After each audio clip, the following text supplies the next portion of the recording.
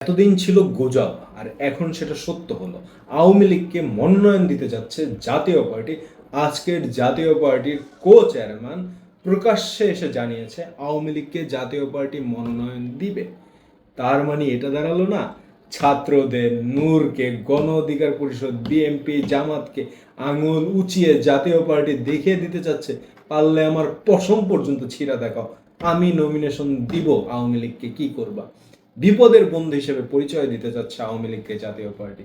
কারণ জাতীয় পার্টিকে তো কোলে বড় করে নিয়ে মানুষ বানাইছে আওয়ামী লীগ, তাই না? সেই মানুষরা আজকের বিপদের বন্ধু হিসেবে তাদেরকে নিজের দলের ত্যাগী নেতাদের বঞ্চিত করে আওয়ামী লীগকে নমিনেশন দেওয়ার জন্য এক পায়ে দাঁড়িয়ে গিয়েছে। কেন বললাম নিজের দলের ত্যাগী নেতাদের বঞ্চিত করছে? বিগত 16 বছরে আওয়ামী লীগের বিভিন্ন চাপে ধরাশায়ী হওয়া জাতীয় পার্টির অনেক নেতারাই আছে নির্দিষ্ট কাঙ্ক্ষিত জায়গা থেকে নমিনেশন পায়নি। তাদের জন্য একটা বড় সুযোগ ছিল, তারা যদি এবার নির্বাচনে যেত এককভাবে, সেক্ষেত্রে জাতীয় পার্টির অনেক নেতারাই নিজের দলের প্রার্থী হয়ে প্রতিদ্বন্দ্বিতা করার সুযোগ পেত এবং 300 আসনে যদি জাতীয় পার্টি প্রার্থিতা দিত, সেক্ষেত্রে দলের জন্য যারা কষ্ট করেছে, বঞ্চিত হয়েছে, ত্যাগ স্বীকার করেছে, তারা কিন্তু নমিনেশনটা পেত।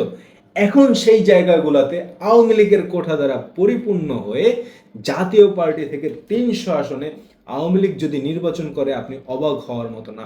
আজকের জাতীয় পার্টির কো চেয়ারম্যান মোস্তাফিজুর রহমান মোস্তফা সাহেব তিনি জানিয়েছেন আওয়ামী লীগের যারা ক্লিন ইমেজের লোক আছে, যাদের নামে কোনো মামলা নাই, যাদের নামে কোনো হামলা নাই, তাদেরকে জাতীয় পার্টিতে জয়েন করলে তারা অবশ্যই নমিনেশন দিবে এবং সরকারকেও কিন্তু আঙুল উঁচিয়ে হুঁশিয়ারি দেওয়া, আমি দিব, ঠিক আছে, পারলে কিছু আমার কইরো, এই যে ভাঙচুর করো, এই করো, এতে আমার কিচ্ছু যায় আসে না, আমি দিব, আমার দলের লোককে বঞ্চিত করে আমি তোমার নমিনেশন দিব আওয়ামী লীগরে।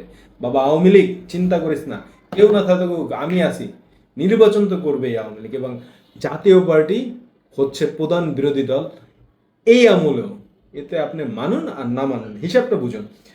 20 কোটি মানুষ, 10 কোটি ধরেন ভোটার, 20% যদি আওয়ামী লীগ হয় আর ধরেন 2% যদি জাতীয় পার্টি হয়, তাহলে সেক্ষেত্রে 2,20,00,000 মানুষ আওয়ামী লীগ এবং জাতীয় পার্টির সাপোর্টার। সেখান থেকে যদি সেই সম্পূর্ণ ভোটটা জাতীয় পার্টি পায়, অ্যাটলিস্ট 20টা থেকে 25টা আসন পাবে। আর যেই 20টা থেকে 25টা আসন বাংলাদেশের দ্বিতীয় কোনো বৃহৎ দল নাই বর্তমানে পাবে। আমি মনে করি না জামাত 20টা থেকে 25টা বা 30টা আসন একা পাবে যদি তারা জোট না করে। তাহলে জামাত যে পিয়ার লাফাচ্ছে না, জামাতেরও অবস্থা খুব খারাপ। তারা এখন বিরোধী দল হওয়া নিয়ে সংকটে পড়ে যাবে যখন জাতীয় পার্টি এসে বলল যে আওয়ামী লীগকে আমি নমিনেশন দিব, প্রকাশ্যে বলল। আবার এটাও হতে পারে জাতীয় পার্টি নিজের হঠকারী সিদ্ধান্তের কারণে বা হঠকারী কথাবার্তার কারণে নিজের নিষেধাজ্ঞাটা আওয়ামী লীগের মতো ডেকে নিয়ে আসতে পারে আসন্ন নির্বাচনে।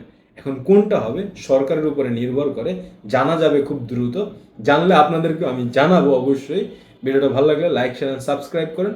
আর আপনারা যারা বঞ্চিত হয়েছেন তাদের জন্য আমি আসলেই খুব দুঃখ প্রকাশ করছি, কারণ আপনাদের একটা সুবর্ণ সুযোগ ছিল 300 আসন থেকে দলের হয়ে নির্বাচন করে নিজের এলাকাকে মাথা উঁচু করে দাঁড়াতে পারতেন, বা নিজের এলাকায় মাথা উঁচু করে আপনি সম্মান নিয়ে বয়ে নিয়ে আসতে পারতেন আপনার দলের জন্য।